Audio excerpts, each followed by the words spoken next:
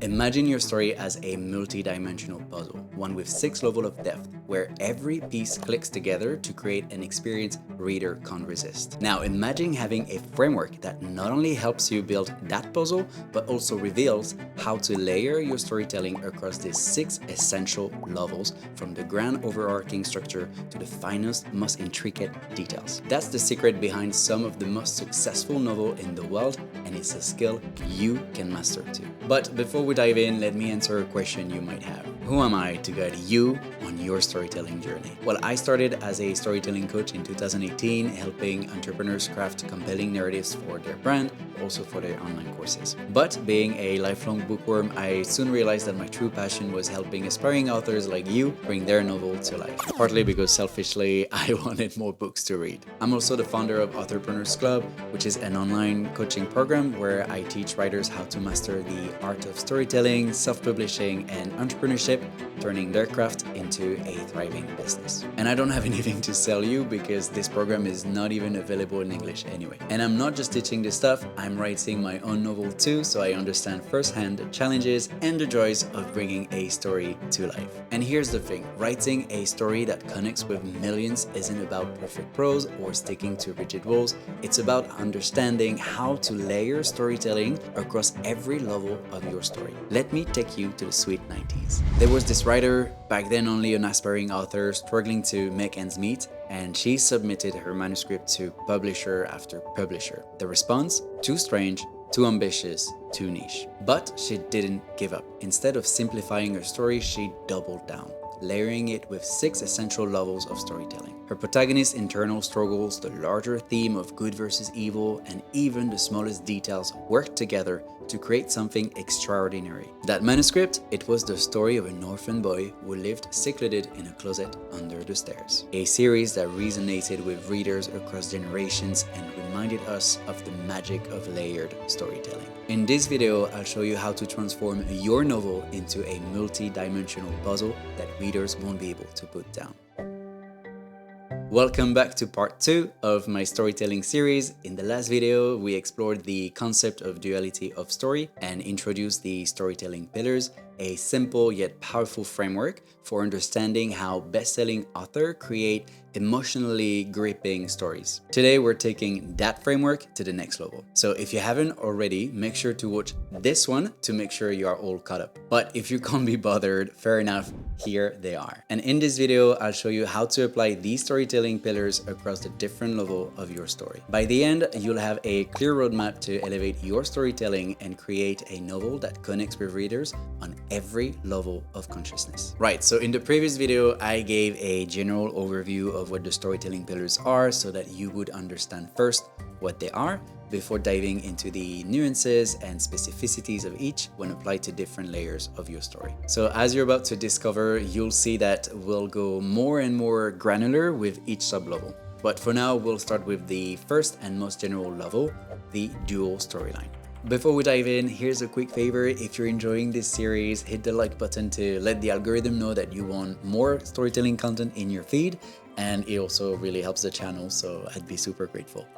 Now, this dual storyline level is not about setting the structure of your novel. It's about weaving the internal conflict of your protagonist into the plot, therefore setting up the dual storyline of your novel. So this is the unit of story that you need to detail first while developing your protagonist. Quick note though, I'll cover character development in its own series, so be sure to subscribe if you don't want to miss it. For now, we are focusing on the story side of things. Now, you might be tempted to look at the structure first because you have certain scenes in mind, and chances are you already know how your story starts and how it ends, and therefore you kind of want to have the skeleton of your novel fleshed out before doing anything else. But trust me on this, focusing on the dual storyline first will save you so much time. So let's start with the inciting incident. At the dual storyline level, the inciting incident is the external event from the plot that triggers your protagonist's internal conflict. It is the event that turns their world upside down and sets the stage for the emotional and psychological journey to come. It also does something equally important. It makes a promise to your readers. This promise signals what they can expect to experience and feel by the end of the story. And why does this matter? Because whether you like it or not, readers will come into your world, into your story with certain expectations. If the inciting incident of the dual storyline delivers on those expectations, they will be hooked by your novel. Think about it like a YouTube video. The title and thumbnail drew you in, but if the first 30 seconds don't confirm that you're gonna get what you came for, you're likely to click away. The same applies to your book. A weak inciting incident on the dual storyline level is a hard DNF for most readers. Now, you might think that making a promise will make your story predictable, going exactly against what I said in the previous video about predictability killing emotional impact, but here's the nuance. It's not about making your story predictable, it's about setting expectations and signaling the kind of experience your readers can look forward to. Yes, your story is yours, but once you put it into the world, it is no longer yours. It belongs to your fans, it belongs to your readers. And the inciting incidents of the dual storyline is your way of saying, yes, this is the story you've been looking for. For example, in a crime novel, the inciting elements might be the discovery of a body. But because we are on the dual storyline level, the inciting incident must trigger a reaction in the protagonist to reflect their internal conflict. If it is just a routine crime scene with no emotional stakes for the protagonist, your story starts on the wrong foot. Something important to note here is that not reacting can also be a reaction. It all depends on your story and on your protagonist. Let's say your protagonist is on a deserted beach and suddenly they see someone drowning. If they've been haunted by the loss of a parent who drowned, their reaction or even their inability to react becomes a reflection of their internal conflict. That's the kind of inciting incident that hooks reader emotionally while setting up the journey ahead. While you'll create various inciting incidents at different levels of your story, the dual storyline's inciting incident is the most crucial one.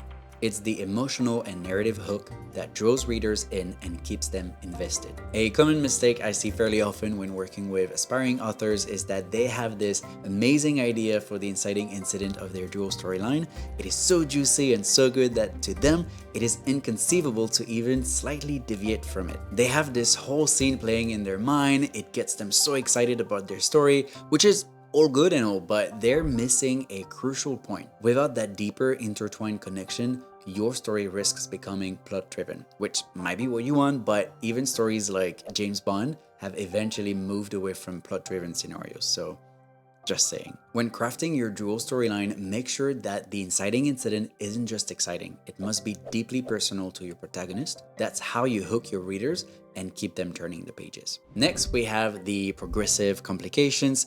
At the dual storyline level, these are the specific challenges and obstacles that make it harder and harder for your protagonist to cling to who they currently are and what they believe to be true about the world. It's not about your villain or antagonist gaining ground. These would be more progressive complication at a different level. It's about your protagonist resisting change. Like any human being, they're reluctant to let go of their old self even when growth is inevitable. Yes, these challenges can involve antagonistic forces, but they don't have to. At the dual storyline level, think of progressive complication as tests of character. Moments that push your protagonist out of their comfort zone and forces them to confront their internal conflict. Why are these moments so important? Because every progressive complication at that level builds towards the ultimate turning point in your protagonist's inner journey. Contrary to popular belief, the turning point of the dual storyline is not the same as a plot twist. A plot twist is a different pillar at a different level, and we'll dive into that in an upcoming video, so make sure to subscribe if you don't want to miss it. Trust me,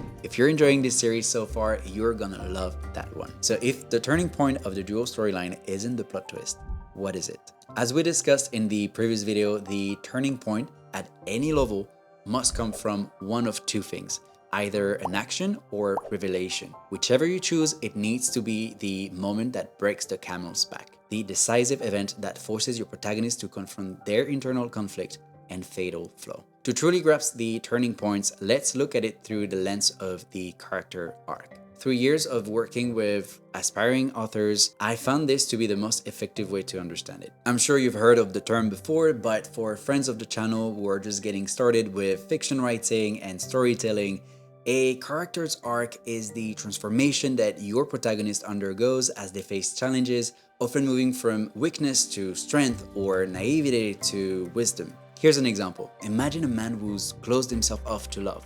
After losing his wife or husband, he faces one more tragedy, the death of his brother, and suddenly it becomes the guardian of his young niece. Throughout the story, he would encounter progressive complications tied to single parenthood, and these weave into his internal conflict, maybe because he and his spouse couldn't have children, or maybe he didn't want to have them, which was a point of tension in their marriage. And over time, these challenges force him to grow and change. By the end, and thanks to the turning point, he learns to care for and love another person deeply, ending the story as a transformed individual. The turning point of the dual storyline is the ultimate complication that bends the character arc, the moment when the protagonist's beliefs, identity, and understanding of the world start to fundamentally shift. Now you might be thinking, Jules, you're just rebranding the aha moment of the protagonist.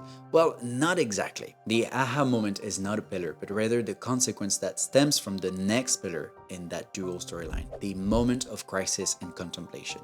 If you've watched the previous video in this series, you'll know that the turning point must lead to one of two things: a dilemma or a sacrifice. The moment of crisis and contemplation on that level is pretty self-explanatory. It is when your protagonist enters crisis mode because none of the options that they are contemplating are easy, and they're not choices that they would have been able to make at the beginning of the story. Now, I'll say it again, for the dual storyline, it is crucial that this pillar, the moment of crisis and contemplation, ties back to your protagonist's internal conflict. Let's take an example: Harry Potter and the Philosopher's Stone. Harry's internal conflict is quite complex, but at its core, it's about his attraction to and capacity for both good and evil. The turning point of Harry's dual storyline occurs when Voldemort offers him a choice: surrender the Philosopher's Stone in exchange for bringing his parents back to life. This creates a powerful dilemma that he is now contemplating. On one hand, Harry could give Voldemort the stone and finally be reunited with his parents, and on the other hand, he could ensure Voldemort never get the stone, but doing so would mean giving up any hope of ever seeing his parents again or fully understanding who he is and where he comes from. This emotional tension lays bare Harry's internal conflict, exposing the pull between his longing for connection and his growing sense of duty. But it is thanks to the contemplation of these options that Harry finally has his aha moment. It is this level of characterization where the internal conflict drives external decisions that makes a story truly resonate with readers. And it's exactly the kind of intricate character work that we'll delve deeper into in an upcoming video, so be sure to stick around for that as well. Finally, we come to the climax and resolution of the dual storyline level. At this level, these are fairly straightforward but crucial moments in tying your dual storyline together. The climax of the dual storyline level is the moment where your protagonist makes the painful decision they've been grappling with and takes decisive action. From a plot perspective, which is one facet of the dual storyline, this is what people call the final battle. But from a character perspective, so the second facet, it's so much more. This is where readers see the protagonist's internal transformation in action, how they've changed and resolved their internal conflict. It's crucial to remember that the point of the dual storyline level is to intertwine the external and internal stories. If you treat the climax on that general level as merely the final battle, you'll miss the deeper emotional payoff that comes from showing how your protagonist's growth drives their action. As for the resolution of the dual storyline, it is the aftermath of the climax, the consequences, both good and bad, that ripple out from your protagonist's decision. But more importantly, it's where you tie up loose ends and bring together the two threads of your dual storyline. This is your chance to show not only how the external plot resolves, but also how your protagonist has fundamentally changed and what their new reality looks like.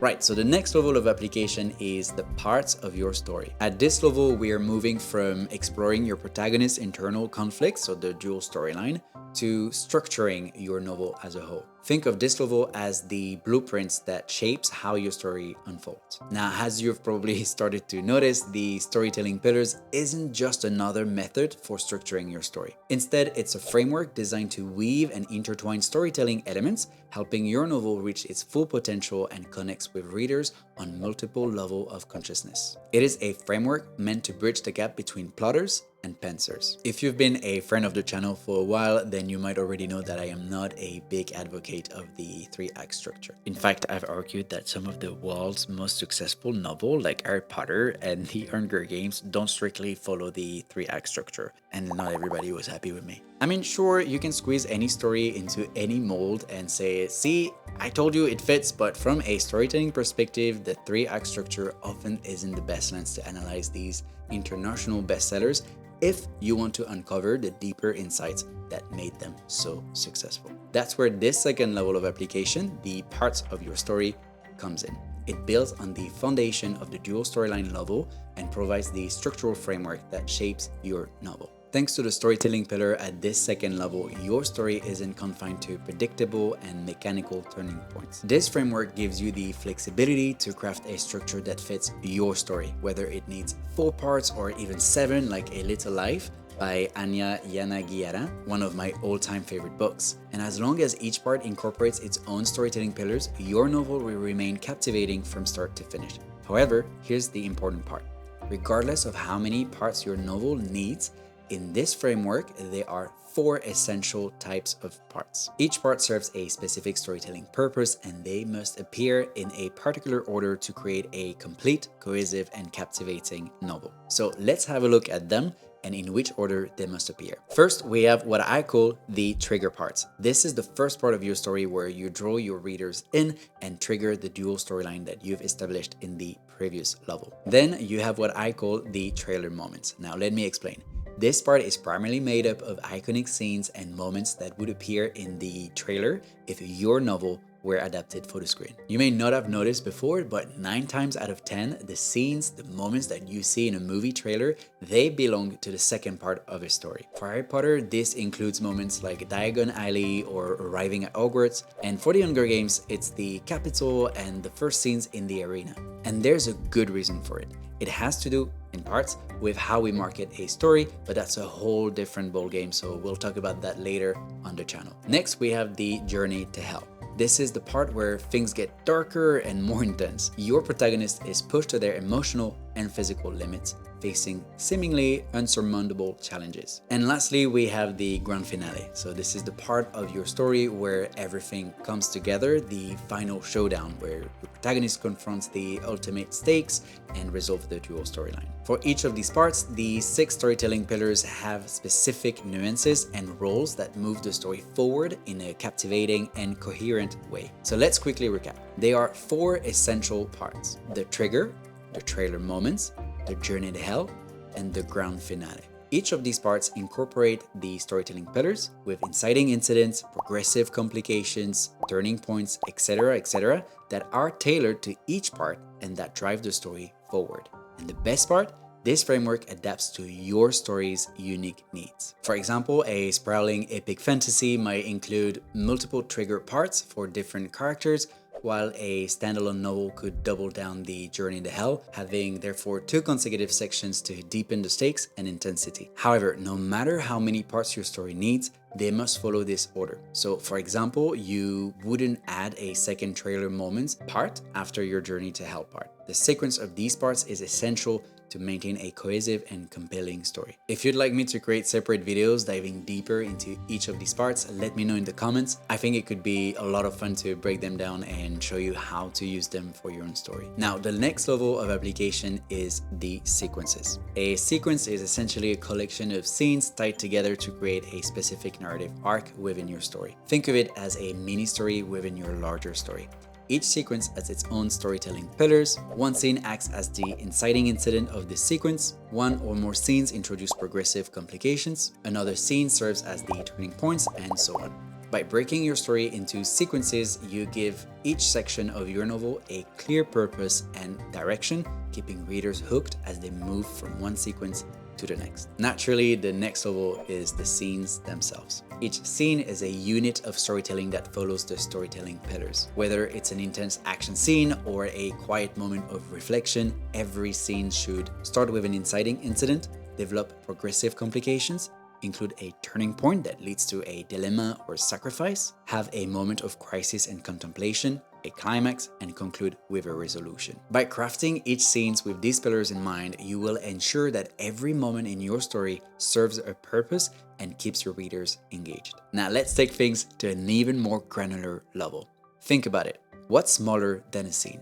Ding, ding, ding, ding. The conversations happening within it. This might surprise you, but if you study your favorite novels or even films and series, you'll notice that even dialogue follows the storytelling pillars. Every great dialogue has an inciting incident that kicks things off, progressive complication as the tension builds, a turning point where the stakes shift, a moment of crisis and contemplation, a climax, and a resolution that wraps it up. Mastering storytelling at this level takes practice, but once you nail it, your dialogues won't just deliver information, they drive your story and captivate your readers. And who knows, you might even earn among your readers the title of Dialogue King or Queen. And finally, the last level of application for these storytelling pillars will be the topic of the next video in this series. You can watch it by clicking here, unless it's not ready yet, in which case make sure to subscribe so you don't miss it when it goes live. I hope you enjoyed this video and found it helpful. If you have any questions, as always, I'll happily answer in the comments. I'm Julian Maillet. Thanks for watching, and I'll see you in the next one. Okay, bye.